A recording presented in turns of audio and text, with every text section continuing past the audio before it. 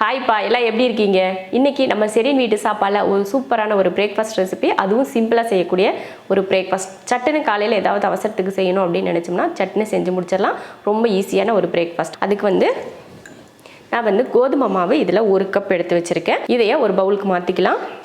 1 cup கோதுமை மாவு, தேவையான உப்பு போட்டுட்டு இதை நல்லா கலந்து விட்டுருவோம். அடுத்ததாக இதில் தண்ணி ஊற்றி கலந்துருவோம். நம்ம தோசை மாவு பக்குவத்துக்கு நல்லா தண்ணி ஊற்றி கட்டி இல்லாமல் இதை கலந்துருவோம்.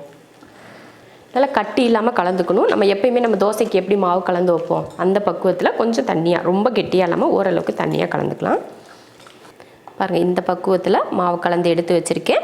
இப்போ இதில் ஒரு பெரிய வெங்காயத்தை சின்னதாக வெட்டியிருக்கேன், சேர்த்துக்கலாம். 2 பச்சை மிளகாய், கொஞ்சமாக மல்லித்தலை, ஒரு 1/4 ஸ்பூன் அளவுக்கு சீரகம். இப்போ இதை கலந்துருவோம்.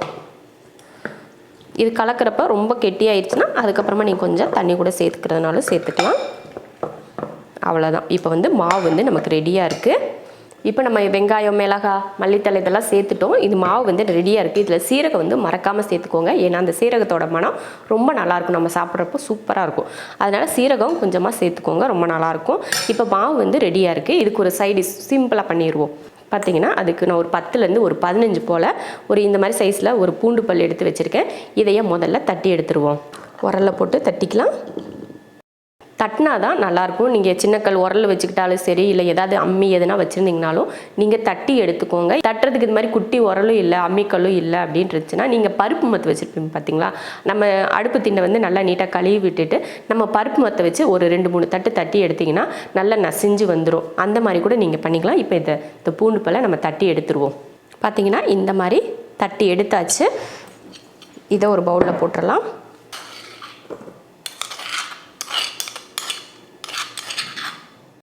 இது கூட 1 ஸ்பூன் மிளகாத்தூள், இது கூட 1 கத்து மல்லித்தலை, தேவையான உப்பு.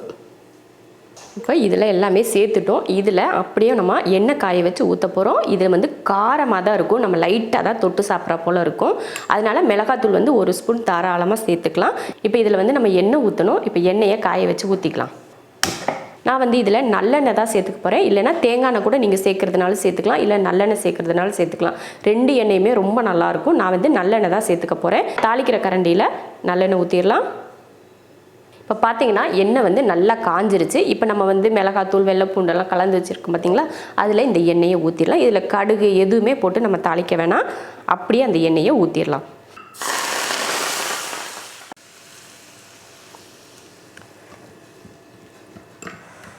இந்த மாதிரி ஊற்றி உடனே கலந்து விட்டுறணும். சூப்பராக ரெடி ஆயிடுச்சு. இதே போல் எண்ணெயை நல்லா காய வச்சு இதில் ஊற்றினோம்னா அப்படியே நல்லா அந்த சூட்டுலேயும் பார்த்தீங்கன்னா அந்த வெள்ளைப்பூண்டு, அந்த மல்லித்தலை இதெல்லாம் ஒரு மாதிரி அந்த பச்சை ஸ்மெல் நமக்கு போயிடும். பூண்டு அதிகமாக வேகாது, கொஞ்சம் பச்சையாக இருக்க தான் செய்யும். அதுதான் நமக்கு டேஸ்ட்டே. ரொம்ப போட்டு நம்ம வதக்கி வேக வைக்கிறதுல இந்த மனம் இருக்கவே இருக்காது. இந்த மாதிரி நம்ம பச்சையாக பூண்டு தட்டி இந்த மாதிரி எண்ணெயை போடுறப்போ அந்த டேஸ்ட், அந்த எண்ணெயில் இருக்க அந்த சூட்டில் வேகிறது அவ்வளோ மனமாகவும் அவ்வளோ டேஸ்ட்டாகவும் இருக்கும். இதில் புளிப்பு எதுவுமே தேவையில்லை. இது நம்ம தோசைக்கு கூட தொட்டுக்கிறதுக்கு ரொம்ப நல்லாயிருக்கும். நம்ம இல்லைன்னா சப்பாத்திக்கு தொட்டுக்கலாம். இந்த மாதிரி கோதுமை தோசை ஊற்றிட்டு இதுக்கு தொட்டுக்கலாம். ரொம்ப செம்மையான ஒரு காம்பினேஷன். இது பார்க்குறதுக்கு கம்மியாக இருக்கும், ஆனால் நம்ம தொட்டு சாப்பிட்றது காரமாக இருக்கும் இல்லையா, அதனால் கொஞ்சம் கொஞ்சமாக தான் தொட்டு சாப்பிடுவோம். அதனால் இந்த அளவுக்கு நம்ம செஞ்சுக்கிட்டாலே ஒரு 4 பேர் தாராளமாக சாப்பிட்லாம். ஏன்னா காரமாக இருக்கிறதுனால நம்ம 1 ஸ்பூன் வச்சுக்கிட்டாலே போதும், நம்ம ஒருத்தர் சாப்பிட்றதுக்கு கரெக்டாக இருக்கும். இவ்வளோ தான் சட்னி. இதுக்கு மேலே இதுக்கு மேலே எதுவுமே கிடையாது. வதக்க தாளிக்க எதுவுமே இல்லை. அவ்வளோதான். சூப்பரான ஒரு சட்னி ரெடி ஆயிடுச்சு. மாவும் பார்த்தீங்கன்னா நம்ம தோசைக்கு ரெடி பண்ணி வச்சுருக்கோம். இப்போ நம்ம தோசை ஊற்றிடலாம். அடுத்ததாக நம்ம மாவு ரெடி பண்ணி வச்சுருக்கோம் பார்த்தீங்களா, இப்போ நம்ம தோசை ஊற்றிடலாம். உப்பெல்லாம் சரியாக இருக்கான்னு பார்த்துட்டு இப்போ நம்ம தோசை ஊற்றிக்கலாம். கல்லும் நல்லா காஞ்சிருச்சு. இப்போ இதில் ஊற்றிடலாம்.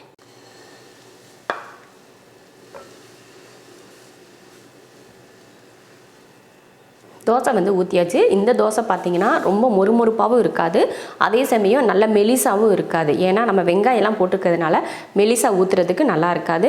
இந்த மாதிரி கொஞ்சம் தடிமனாக ஊற்றினா தான் நல்லாயிருக்கும். இப்போ இதுக்கு மேலே கொஞ்சம் நம்ம எண்ணெய் ஊற்றிக்கலாம். பார்த்தீங்கன்னா ஒரு பக்கம் வெந்துருச்சு, இன்னொரு பக்கமாக நம்ம திருப்பி போட்டுடலாம். பார்த்தீங்கன்னா சூப்பராக தோசை ரெடி ஆயிடுச்சு. இப்போ இதை எடுத்து ஒரு பிளேட்டுக்கு மாற்றிடலாம். அவ்வளோதான். அடுத்து மீதி இருக்கிறதையும் ஊற்றி எடுத்துடலாம்.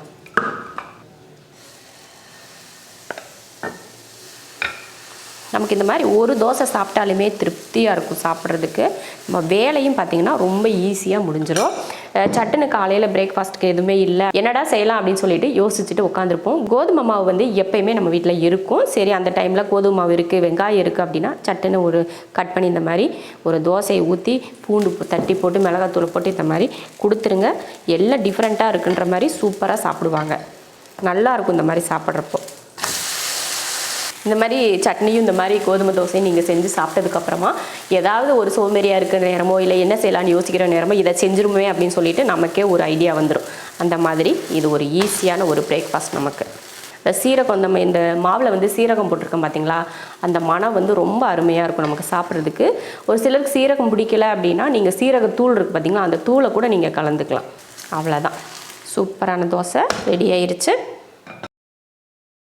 இந்த மாதிரி ஒரு தோசை செஞ்சு இது போல் ஒரு சட்னி ஒரு ஸ்பூன் வச்சு சாப்பிட்டா அவ்வளோ டேஸ்ட்டாக இருக்கும். சூப்பரான ஒரு தோசையும் பூண்டு சட்னியும் ரெடி ஆயிடுச்சு.